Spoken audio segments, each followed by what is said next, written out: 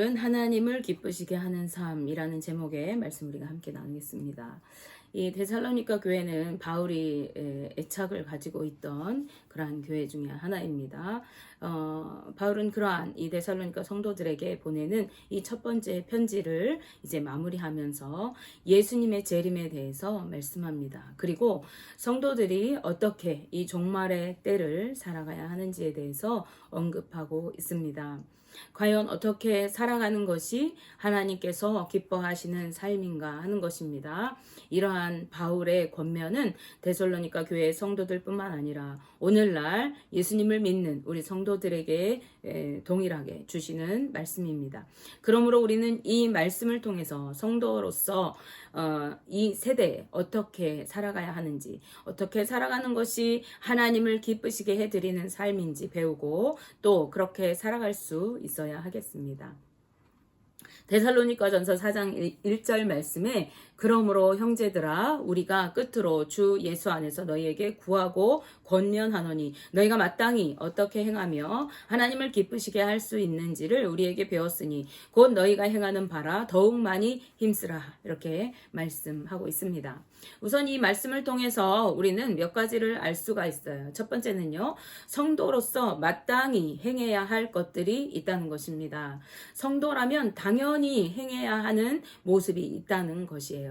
즉 이전에 세상에서 살던 모습이 아니라 예수 그리스도를 믿는 자로서 당연히 행해야 하는 삶의 모습이 성도에게 있다는 것입니다. 그러한 모습은 세상과 전혀 다른 모습이고 그래서 성도됨을 나타내는 모습인 것이죠. 둘째로 그것이 하나님을 기쁘시게 하는 삶이라는 것입니다. 성도로서 마땅히 행해야 할 것을 행하며 살아갈 때 하나님께서 그런 성도의 모습을 기뻐하신다는 말씀입니다. 하나님의 자녀요 택함을 받은 성도로서 하나님의 뜻을 따라 순종하며 전혀 이전과는 다른 새로운 삶을 살아갈 때 하나님은 그렇게 변화된 삶을 통해 하나님의 자녀됨을 나타내는 성도의 삶을 기뻐하시는 것입니다. 셋째로 그러한 삶을 살기 위해서는 먼저 배우고 그리고 배운 대로 실천해야 한다는 것입니다. 말씀을 보시면은 바울과 주의 종들을 통해서 데살로니가 교회 성도들은 성도로서 마땅히 행해야 할 것들과 또 하나님께서 기뻐하시는 것이 무엇인지에 대해서 배웠고 그 배운 대로 행하고 있었음을 알 수가 있어요. 그리고 그것을 더욱 힘쓰라고 오늘 말씀에서 권면합니다. 그렇다면 오늘날 믿는 우리 성도들은 어떻게 해야 할까요? 우리는 주님께서 세워주신 이 하나님의 몸된 교회와 또 하나님의 말씀인 성경을 통해서 성도로서 마땅히 행해야 할 것들을 하나님이 기뻐하시는 것이 무엇인가를 배우고 또 배운 대로 살아가면서 하나님께서 기뻐하시는 삶을 이루어 가도록 힘써야 하는 것입니다. 그렇다면 오늘 바울이 말씀을 통해서 데살로니가 교회 성도들에게 그리고 오늘 말씀을 읽는 우리 성도들에게 다시 한번 당부하고 있는 성도들의 삶은 과연 어떤 것일까요? 마지막 때를 살아가는 우리 성도들의 삶은 과연 어떠해야 하는 것일까요? 우리가 어떻게 살아가는 것이 하나님께서 기뻐하시는 모습이 되는 것일까요? 그것은 첫째로 거룩하게 살아가는 것입니다. 하나님은 당신의 백성들이 거룩하고 순결한 삶을 살아가기를 원하십니다. 이스라엘 백성들을 택하여 구별하신 하나님, 그들을 구원하신 하나님께서 그들에게 명령하신 것이 무엇입니까? 그것은 한 가지, 내가 거룩하니 너희도 거룩하라 라는 것이었습니다. 거룩하게 구별되어서 이방의 빛으로 빛나고 하나님의 영광을 온 세상에 드러낼 하나님의 백성으로 그들을 부르신 것이죠. 그래서 그들이 거룩하기를 하나님은 무엇보다도 원하셨던 것입니다. 우리가 거룩하게 살아가는 것이 바로 하나님의 뜻인 거예요. 오늘 우리가 읽은 데살로니가전서 4장 3절 앞부분 말씀에도 보시면은 하나님의 뜻은 이것이니 이렇게 말씀합니다. 하나님의 뜻은 이것이니 너희의 거룩함이라 이렇게 말씀하고 있어요. 하나님의 자녀된 믿는 성도들이 거룩하게 살아가는 것을 하나님께서 원하신다는 거예요. 하나님께서 그것을 원하시고 이루시기를 원하시는 하나님의 뜻이 무엇이냐? 우리가 거룩하게 살아가는 것이라는 거예요. 그래서 하나님은 우리를 거룩하게 살아가도록 하시기 위해서 따로 택하여 부르신 것입니다. 7절 말씀에도 보시면요. 하나님이 우리를 부르심은 부정하게 하심이 아니요 거룩하게 하심이니 라고 말씀합니다. 하나님이 우리를 왜 부르셨냐? 우리를 거룩하게 하시려고 부르셨다는 거예요. 거룩하게 하시기 위해서 하나님께서 부르셨는데, 그렇다면 거룩하게 살아가기 위해서는 우리가 어떻게 해야 할까요? 우리가 말씀을 통해서 살펴보게 되면요. 거룩하게 살아가는 방법에는 3가지 방법이 있습니다. 첫째로는요. 음란을 버리는 것입니다. 그동안 행해왔던 모든 음란한 행위들을 버리라고 말씀하세요. 눈에 보이든 보이지 않든, 사람들 앞에서 실수로 행했든, 은밀하게 나 혼자 조용히 행했든 모든 음란한 행위들을 버려야 하는 것이죠. 자신의 아내 위에 여인들과 음란하게 행음을 해서는 안 되는 것입니다. 또 음란한 어떠한 영상들이나 음란한 어떠한 행위들을 보고 그것들을 또 스스로 행하고, 이러한 것들을 행해서는 성도로서 그것은 부적절한 모습인 것이죠. 오직 하나님께서 짝지어 주신 아내를 사랑하고 아내와 한 몸을 이루어 하나가 되는 것이 하나님의 뜻인 것이죠. 이것은 여인들도 마찬가지입니다. 자기 배우자 이외의 사람과 하나가 되어서는 안 되는 것이죠. 하나님께서 기뻐하시지 않는 모습입니다. 그리고 거룩한 성도가 행해서는 안 되는 행위가 되는 것이죠. 그렇기 때문에 하나님께서 기뻐하시는 거룩한 삶을 살기 위해서는 모든 음란한 행위들을 버리고 순결한 삶을, 깨끗한 삶을 살아가야 하는 것이 무엇보다 중요합니다. 예수 그리스도를 믿기로 결단한 순간부터 우리는 음란한 모든 행위들을 끊어야 하는 것이죠. 다음으로 거룩하게 하기 위해서는요. 둘째로 거룩함과 존귀함으로 자기 아내를 대해야 한다. 이렇게 말씀합니다. 아내를 대하되 거룩함과 존귀함으로 대하라고 말씀합니다. 이것은 먼저 자기 자신이 거룩하고 순결한 상태에서 아내를 대해주라는 뜻입니다. 밖에 나가서 막 음란한 행위하고 와서 아내를 대하는 것은 옳지 않은 것이죠. 음란한 행위들을 다 제해버리고 깨끗한 모습으로 아내에게 집중해서 성도로서의 권위와 존귀함을 지켜나가라는 뜻입니다. 다음으로 이것은요. 아내를 대하되 존귀하고 깨끗한 그릇과 같이 소중한 존재로 여기라는 말씀입니다. 아내를 함부로 대하거나 멸시하고 홀대하지 말라는 뜻입니다. 대부분의 부부 관계는 여기에서 비롯되죠. 배우자를 함부로 대하고 멸시하고 조롱하고 비난하고 이렇게 대하는 데에서 비롯됩니다. 그래서 성경 말씀에서는요. 거룩하고 존귀함으로 대하라고 말씀합니다. 이것은 반대의 경우에도 마찬가지죠. 하나님께서 짝지어 주신 귀하고 소중한 배필이라고 여기고 그 사실을 잊지 말고 서로 하나가 되어서 가정을 잘 지켜 나가야 하는 것이죠. 그것이 하나님께서 원하시는 거룩한 삶을 살아가는 방법입니다. 셋째로 거룩하기 위해서는요. 세격을 따라 살지 않는 것입니다. 바울은 세격을 따라 살아가는 것은요. 하나님을 모르는 이방인들의 삶이라고 말씀합니다. 하나님을 모르고 살아가는 사람들은 자신이 삶의 주인이 되어서 살아가게 되어져요. 그리고 자신의 욕망을 쫓아서 살아갑니다. 그런데 특히 당시 이방 문화에서는요. 우상 숭배와 더불어서 성적인 문화가 조장되고 권장되어지는 그런 문화였어요. 그래서 이 이방 사람들은 그것들을 정욕을 따라 살아가는 삶을 당연한 것으로 여기고 그것을 죄로 여기지 않았습니다. 이방인들이 그렇게 살아갈 수 있었던 가장 큰 이유는 그들이 거룩하신 여호와 하나님을 알지 못했기 때문이죠. 그렇기 때문에 그들은 제 속에는 옳은 대로 행하면서 자신의 욕구를 만족시키기 위해 살아가고 해서는 안 될 일들을 스스럼 없이 행했던 것입니다. 인간의 욕구 중에서 가장 클라이막스는 성적인 욕구이거든요. 그래서 이것들을 절제하면서 살아가야 돼요.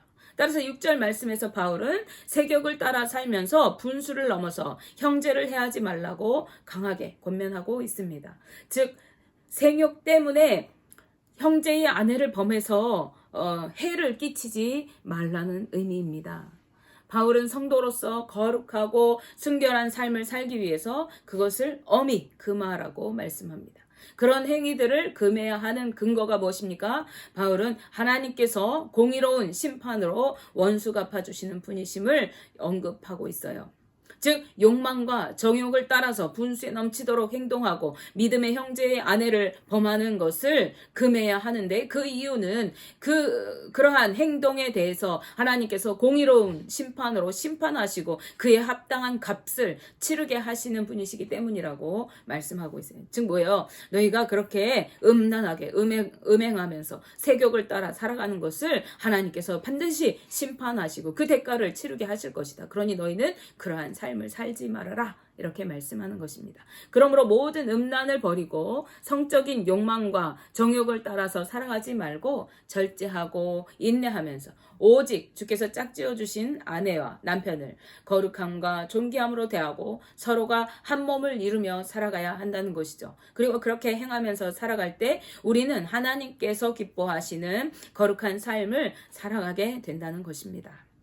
그러므로 하나님께서 기뻐하시는 삶을 살아가기 위해서는 성도가 거룩하게 살아가야 하고, 거룩하기 위해서는 모든 음란과 탐욕과 정욕을 버려야 하는 것이죠. 8절 말씀에서 바울은요, 자신이 말하고 있는 이 거룩하고 성결한 삶에 관한 교훈을 저버리는 것, 즉 그것을 무시하고 따르지 않는 것, 그것을 거절하는 것은 사람인 자신을 거절하는 것이 아니라, 사람인 자신을 저버리는 것이 아니라 그들에게 성령을 주신, 그들을 믿음의 자녀로 택하여 부르신 하나님을 저버리는, 하나님을 무시하는 행위라고 강하게 말씀합니다. 데살로니가전서 4장 8절 말씀 함께 보실게요. 그러므로 저버리는 자는 사람을 저버림이 아니요 너희에게 그의 성령을 주신 하나님을 저버림이니라 라고 말씀합니다. 너희가 음란과 정욕을 버리고 거룩하게 살아가라는 이 교훈의 말씀을 거부하고 따르지 않는 것은 사람인 나를 거부하는 것이 아니라 성령을 주시고 너희를 택하여 구원하신 하나님을 거부하고 불순종하는 것이라는 말씀입니다. 이것은 바울이 교훈하는 이 말씀이 그들이 반드시 따라야만 하는 아주 중요한 것임을 강조하기 위한 것이죠. 따라서 우리 믿는 성도들이 마땅히 행해야 하고 하나님께서 기뻐하시는 삶을 살기 위해서는 가장 먼저 거룩하고 순결한 삶을 살아가야 하는 것입니다. 우리가 그렇게 살아가는 것을 하나님은 기뻐하시고 원하신다는 것입니다. 자, 다음으로 하나님께서 기뻐하시는 삶을 살아가기 위해서는 둘째로 형제를 사랑하는 것입니다. 성도로서 믿음 안에서 서로 사랑하고 섬겨주며 살아가는 것이 성도가 마땅히 행해야 하는 삶인 것이죠. 그런데 우리는 어떻습니까? 믿음의 형제는커녕 혈육의 형제조차도 사랑하지 못하면서 살아갈 때가 너무나도 많죠. 그런데 바울은요, 이것에 대해서 데살로니가 교회 성도들에게 더 이상 쓸 것이 없다고 말씀합니다. 왜냐하면요, 그들이 이미 하나님의 말씀대로 순종하면서 서로 사랑하고 섬겨주고 있었기 때문입니다. 9절 말씀에 형제 사랑에 관하여는 너희에게 쓸 것이 없음은 너희들 자신이 하나님의 가르치심을 받아 서로 사랑함이라 라고 말씀합니다. 하나님의 가르치심을 받았다. 하나님의 말씀을 따라서 이들이 사랑을 실천하며 살아갔습니다. 살아가되 10절 말씀에 보시면요, 이들이 하나님의 말씀대로 사랑했는데 어떻게 사랑했냐? 온 마게도냐에 있는 모든 형제들에게 사랑으로 대하였다고 이렇게 말씀하고 있어요. 바울은 그러한 데살로니가 성도들에게 너희가 잘했다, 하나님의 뜻대로 사랑하는 것이 정말 옳은 일이다, 그런데 더욱 그렇게 행하라, 이렇게 독려합니다. 우리가 사랑하고 섬겨주는 삶을 살아가는 것이 하나님의 뜻이고 하나님께서 가장 기뻐하시는 것입니다. 그래서 예수님께서 마태복음 22장 말씀에서 하나님을 온 마음과 뜻과 정성 다해 사랑하고 그리고 이웃을 네 몸과 같이 사랑하는 것이 너희에게 주는 새 계명이다, 이렇게 말씀하시면서 이 두 계명이 모든 율법과 선지자의 강령이다, 이렇게 말씀하세요. 즉 율법이 말하는 모든 것이고 선지자를 통해서 예언된 모든 하나님의 명령이 이 두 말씀 안에 다 들어있다, 이렇게 말씀한 것입니다. 그런가 하면 요한복음 13장 35절 말씀에서 너희가 서로 사랑하면 이로써 모든 사람이 너희가 내 제자인 줄 알리라, 이렇게 말씀하셨어요. 사랑하고 섬기며 살아가는 모습을 통해서 우리가 주님의 제자요, 믿는 성도임을 세상이 알게 될 것이라고 말씀하시는 거예요. 그래서 이것이 하나님께 기쁨이 되는 것입니다. 그러므로 우리가 서로 사랑하기를 힘쓰며 살아가고 주의 자녀된 하나님의 백성임을 나타내는 삶을 살아가야 하는 것이죠. 그것이 하나님께서 기뻐하시는 삶인 것입니다. 세 번째로 하나님께서 기뻐하시는 삶을 사는 것은요, 성실하고 단정한 삶을 살아가는 것입니다. 자기에게 주어진 일을 성실하고 책임감 있게 행하고 일하기를 게을리하지 말아야 할 것을 오늘 바울이 말씀하고 있어요. 데살로니가전서 4장 11절 말씀에 또 너희에게 명한 것 같이 조용히 자기 일을 하고 너희 손으로 일하기를 힘쓰라 라고 말씀합니다. 누가 알아주든지 알아주지 않든지 그것에 관계없이 조용히 묵묵히 자기에게 주어진 일을 행하되 너희 손으로 즉 스스로 일하기를 힘쓰라 이렇게 말씀합니다. 주변의 상황에 관계없이 자신에게 주어진 일을 성실히 행하되 그것을 즐거운 마음으로 기꺼이 힘써 행하라고 말씀하고 있는 것입니다. 왜냐하면 그렇게 살아야 하는 이유는 바울이 12절에서 말씀하고 있어요. 이는 외인에 대하여 단정히 행하고 또한 아무 궁핍함이 없게 하려 함이라 라고 말씀합니다.